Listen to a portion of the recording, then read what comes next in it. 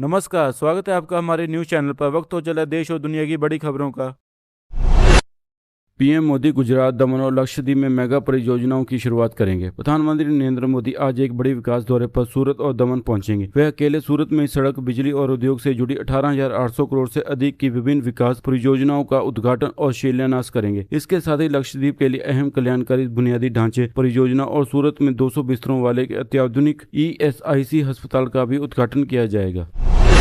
Vadodara Mumbai express के नए खंडों से इंफ्रास्ट्रक्चर को मिलेगी रफ्तार। अपने इस बहुक्षेत्रीय विकास दौरे के हिस्से के रूप में पीएम मोदी महत्वाकांक्षी वडोदरा मुंबई एक्सप्रेस के पैकेज 6 और 7 को औपचारिक रूप से राष्ट्र को समर्पित करेंगे। यह ऐतिहासिक परियोजना गुजरात और महाराष्ट्र के औद्योगिक केंद्रों के बीच उच्च गति परिवहन की सुविधा प्रदान करने, लॉजिस्टिक को आसान बनाने और दोनों राज्यों के बीच आर्थिक संपर्क को मजबूत करने के लिए तैयार की गई है।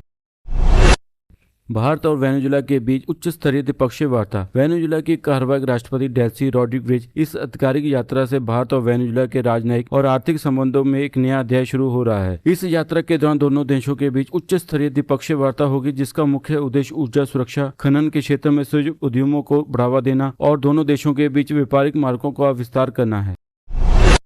अहमदाबाद में विश्व योगासन चैंपियनशिप का भव्य शुभारंभ। प्रधानमंत्री नरेंद्र मोदी ने अहमदाबाद में आयोजित पहली विश्व योगासन चैंपियनशिप के उद्घाटन समारोह को संबोधित किया। उन्होंने इस बात पर जोर दिया कि योग आज दुनिया भर के करोड़ों लोगों की दिनचर्या का एक अभिन्न हिस्सा बन चुका है। उन्होंने ये भी कहा कि ऐतिहासिक विश्व चैंपियनशिप योग को एक अंतर्राष्ट्रीय स्तर पर मान्यता प्राप्त प्रतिस्पर्धा खेल के रूप में स्थापित करने के लिए एक मजबूत मंच प्रदान करेगी।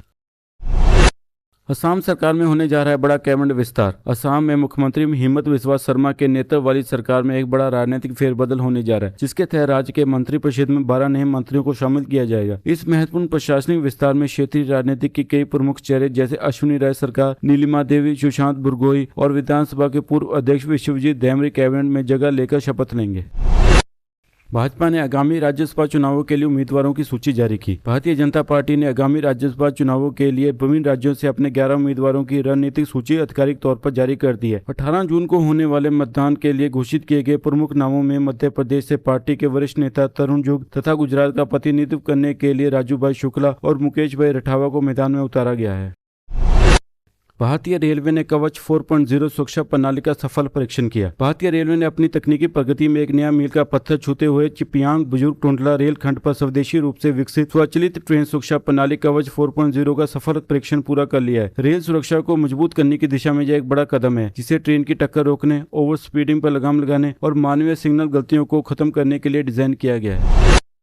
दिल्ली NCR के प्रदूषण से निपटने के लिए 9,585 करोड़ की योजना को मंजूरी। राष्ट्रीय राजधानी क्षेत्र में वाहनों से होने वाले जानलेवा वायु प्रदूषण पर अंकुश लगाने के लिए केंद्रीय कैबिनेट ने 9,585 करोड़ की एक बड़ी वित्तीय योजना को मंजूरी दी है। इस दूरगामी नीति के तहत परिवहन मालिकों को उनके पुराने व अत्यधिक प्रदूषण फैलाने वाले BS4 व्यावसायिक वाहनों और भारी ट्रकों को हटाने के तथा उनकी जगह पर स्वच्छ तकनीक वाले BS6 वाहनों को खरीदने के लिए बड़ी प्रोत्साहन राशि दी जाएगी।